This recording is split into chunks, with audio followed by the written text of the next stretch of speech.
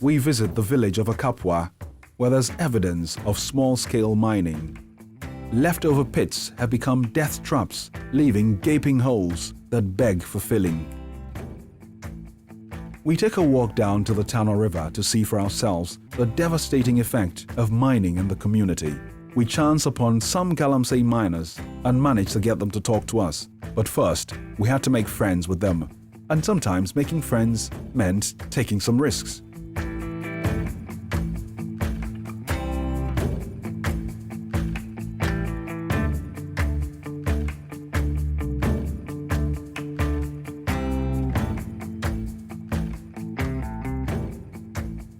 This is how it looks from down a Galamsey pit. It is hot inside, dark, and among the many smells your nose is confronted with, the one smell that stands out is the one of death.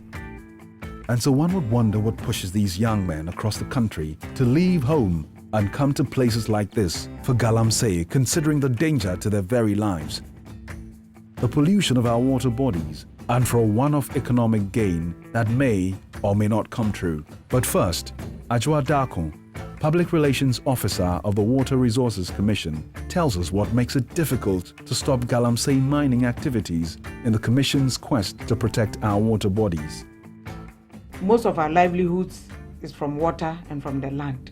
So there's a lot of impact of these activities on the environment, land and water. And it's like when you touch somebody's livelihood, you've touched the very soul of that person, and there will be a lot of resistance. And that is the sort of challenges that we've had to face dealing with pollution and contamination of water bodies. What really comes to mind is the Galamsey, which the perpetrators are armed to the teeth to resist anybody and anything or any force that comes against them doing that kind of work. Our new friends will not admit that their activities affect the River Tano.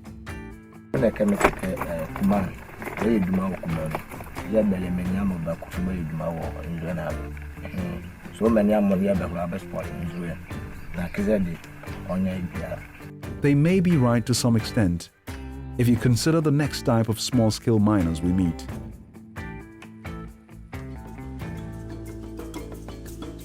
Let us meet Mr. Hayford Dodu. He's a unit committee member of the Uwabra electoral area and a member of the Tano Basin board. Hayford takes us to some hotspots where illegal mining negatively impacts the Tano River. It is in a village called Samraboy Ajum. We arrive quite early in the morning, and so everybody is waking up. It's a market day and the fufu is being pounded while the soup boils to complement the fufu. Hayford wants us to eat, but we must head into the bush and into another village. We hear the Chinese are here. We're told of mining activities going on right on the Tano River. We meet a dead end. Indigenes of the village have been hired as gatekeepers to stop anyone from entering the premises.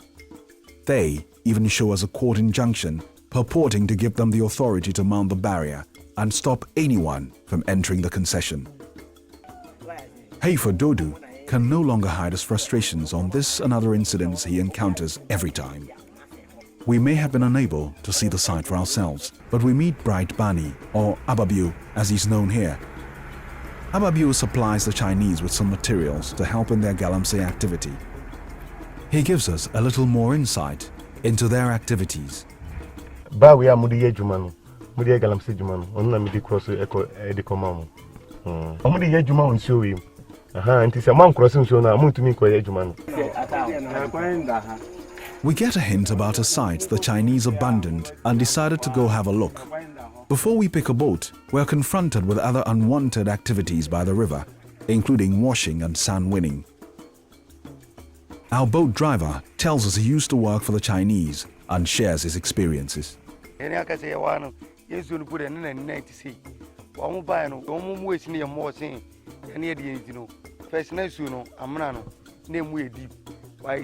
of waste now,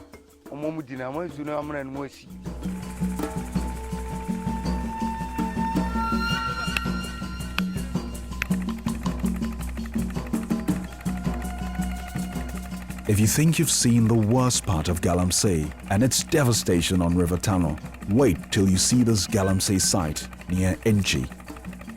If Hayford Dodu thought his frustrations were over, he was dead wrong. This place originally it's not a surface mining. You could see that they are not working on the surface. What they normally do is that some boys go underground, mine for the rocks or the stones with dynamite and other things. And when they bring it outside, these guys will use their machines to also grind it. But they came near here because there was water here. Now it is sandy everywhere. You see, they are now even using machines to extract the water from some place to this place. The water which used to be here is now taken over. In the Enchi town itself, we see illegal mining equipment seized by the police. It is the evidence we need on how busy the police have been of late in fighting Galamsey. We have been undertaking training of police prosecutors throughout the country. We started in the Greater Accra region and ended up in the Volta region, but we touched all the regions in Ghana. This program ended in 2012. One of the things that came up strongly last year was the interministerial task force that was combating Galamsey operations, and we hope that this would go a long way to help us restore the water bodies. The Tano River serves as a point of demarcation between Ghana and Ivory Coast. Elubo is the Ghanaian border town. It is bustling with business activities and border operations. However, the Tano River in Elubo has basically become a kitchen, a bathroom, a laundry, a construction site, a liquid and solid waste disposal point,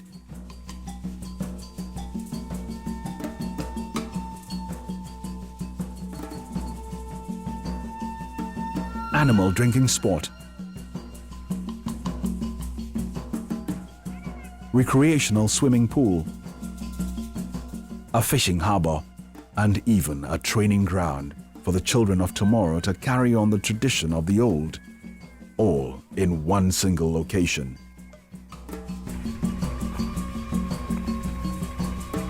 But all these problems combined are not as alarming as what Mr. James Ewua is going to reveal to us. Sand winning. The sand is carried in sacks and basins and transported on motorbikes, saloon cars, trucks, and what have you. In other words, sand winning in Elubo is done both on a small scale and at the industrial level. This sand winning activity by machine uses gas oil and engine oil. This also pollutes the river. The turtles lay eggs along the river Tano in the sand when the dry season comes up. So when these sand are moved from the river, these turtles are no more here. They are all gone. And also fishing in the river Tano is very, very scarce. When you go for fishing, netting or hooking, this time you don't get fish as we were formerly getting it.